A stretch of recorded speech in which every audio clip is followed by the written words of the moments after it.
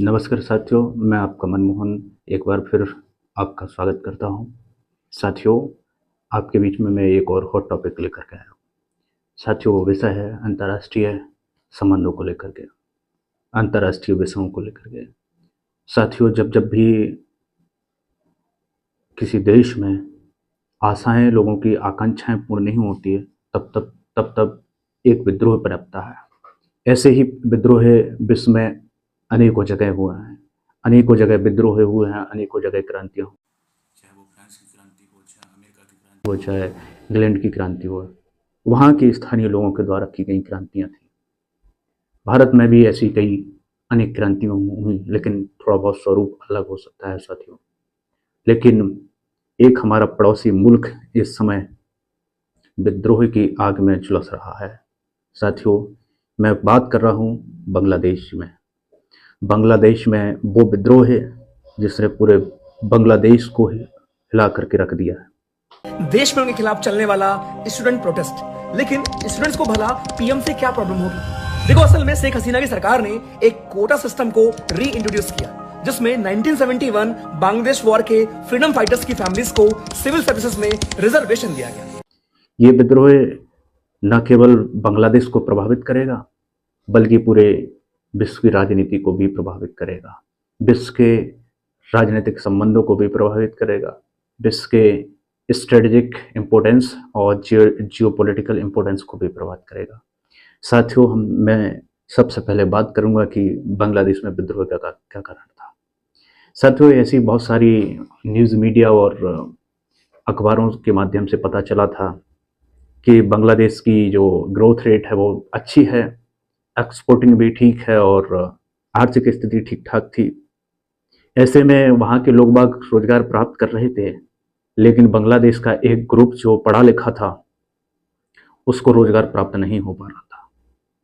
और ऐसे में वहाँ के जो सुप्रीम कोर्ट था, उसने जो पूर्व हमारे जो सैनिक थे जिन्होंने बांग्लादेश की आज़ादी में महत्वपूर्ण योगदान दिया था, उनको वहाँ के हाई कोर्ट ने 30% सीटें रिजर्व रख दी। और इस 30% सीटें रिजर्व रखने के कारण वहाँ विद्रोह को प्रोत्साहन मिला। आगे चल के ये रिजर्वेशन शेख हसीना की सरकार ने भी माना कि कैंसिल होना चाहिए, और वहाँ के जब रिव्यू पिटीशन दायर किया गया सुप्रीम कोर्ट में, तो सुप्रीम कोर्ट ने भी मना कर दिया। तब से वहाँ के युवाओं में एक आक्रोश था रिजर्वेशन के प्रति, और उस रिजर्वेशन ने जिस प्रकार से न केवल रिजर्वेशन का विरोध किया, बल्कि सरकार का भी विरोध किया। साथियों, उस आर्थिक स्थिति के कारण, युवाओं को रोजगार ना मिलने के कारण जो चिंगारी आज जली, उस चिंगारी ने न केवल उस रिजर्वेशन का विरोध किया, बल्कि वहाँ की सरकार को भी हिला के रख दिया। साथियों, नौबत यहाँ तक आज चली कि वहाँ की प्रधानमंत्री शेख हसीना को भी बांग्लादेश की पीएम शेख हसीना ने रिजाइन कर दिया है और अपना देश छोड़कर भारत आ गई। इसका कारण है अपने प्रधानमंत्री पद से इस्तीफा देना पड़ा, और साथ ही वहाँ से अपने आप को बचा करके निकलना पड़ा। अब कितना सही है कि वो भारत में आई या इंग्लैंड जाएंगी या फिनलैंड जाएंगी, कहाँ जाएंगी ये अभी ऑफिशियल कोई जानकारी नहीं है। लेकिन साथियों, ये बहुत चुनौती वाली बात है कि किसी देश के प्रधानमंत्री को अपने आप को बचा करके निकलना पड़ रहा है। साथियों, ऐसे में क्या भारत के लिए चुनौतियां होंगी, आप लोग सोचिएगा। साथियों, शेख हसीना के प्रधानमंत्री इस्तीफा देने से भारत के लिए भी कई सुरक्षात्मक चुनौतियां खड़ी हुई हैं। भारत ने जो बांग्लादेश से सटा हुआ, क्योंकि भारत का सबसे ज़्यादा अगर बॉर्डर किसी से लगता है तो वो बांग्लादेश है। तो ऐसे में हमारे भारत सरकार ने जो बांग्लादेश से सटा हुआ हमारा सीमावर्ती क्षेत्र है, वहाँ पर हाई सिक्योरिटी अलर्ट जारी किया है। साथियों, अगर इस समय वहाँ पर जो बांग्लादेश में स्थिति है बहुत ही खराब हो रही है, क्योंकि कहीं प्रधानमंत्री आवास को लूटा जा रहा है, कहीं आम जनता को परेशान किया जा रहा है, कहीं दुकानें लूटी जा रही हैं, कहीं मार्केट लूटा जा रहा है। ऐसी तमाम प्रकार की विद्रोह से समस्याएं खड़ी हुई हैं।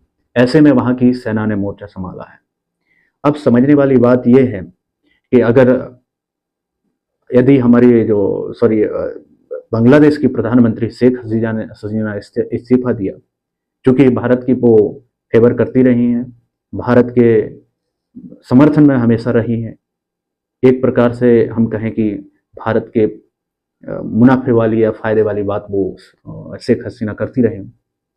लेकिन जो उनकी विपक्षी पार्टी है, अब लग रहा है कि शायद वो विपक्षी पार्टी प्रधानमंत्री हो सकता है उस विपक्षी पार्टी से, लेकिन अभी ऐसा बताया जा रहा है कि अभी अंतरिम सरकार बना करके देश का संचालन किया जाएगा। लेकिन अगर विपक्ष की सरकार बनती है तो भारत के लिए बहुत सारी चुनौतियां खड़ी होंगी, क्योंकि जो विपक्ष पार्टी है वो पाकिस्तान और चाइना समर्थक है। ऐसे में भारत के संबंध क्या होंगे ये तो आगामी समय में देखने को मिलेंगे, लेकिन जहाँ तक अनुभव की बात है, जहाँ तक भारत के साथ जो संबंध रहे हैं, शेख हसीना के जब शेख हसीना प्रधानमंत्री रही, एक बार 96 में बनी, उसके बाद 2009 से और अब तक लगभग लगातार 15 वर्षों तक वो प्रधानमंत्री रही हैं। तब से अब तक भारत के संबंध मधुर रहे हैं बांग्लादेश के साथ। साथियों, ऐसी नौबत आन पड़ी कि शेख मुजीबुर रहमान उनके ग्रैंड फादर रहे, और ऐसे में उनकी मूर्तियों को भी खंडित किया जा रहा है। तो आप समझ सकते हैं कि जब युवाओं का विद्रोह भड़कता है तो वो युवा उस समय वो भी भूल जाते हैं कि हमारे जो देश के कर्ता धर्ता या जिसने देश के लिए बहुत ज़्यादा योगदान दिया है उनको भी भूल जाते हैं। अब बहुत सारे कयास लगाए जाएंगे कि क्या ऐसे में पाकिस्तान और चीन की चाल है कि वो आंतरिक रूप से या बाह्य रूप से सहायता करके पाकिस्तान में विद्रोह करा रहे हैं। ये तो कोई ऑफिशियल अभी ऐसा कोई स्टेटमेंट नहीं है, लेकिन इसको लेकर के बहुत सारी भ्रांतियां हो सकती हैं। लेकिन यही है कि भारत के लिए थोड़ी सी चुनौतियां खड़ी होंगी, और ऐसा जो विद्रोह हुआ है बांग्लादेश में वो किसी भी देश के लिए लर्निंग पॉइंट हो सकता है। मेरा ये कहना है कि चाहे हमारी भारत सरकार हो, चाहे किसी भी देश की सरकार हो, युवाओं के हित में काम उनको करना चाहिए, क्योंकि जब जब युवा अपने आक्रोश में आता है तब तक देश जल उठता है। चाहे वो हम अभी लेटेस्ट ही कुछ वर्षों पहले श्रीलंका के साथ हुआ था, बांग्लादेश के साथ अभी हो रहा है, तो हमारी भारत सरकार भी युवाओं के भविष्य पर ध्यान दे। जय हिंद साथियों, मैं इसी के साथ विदा ले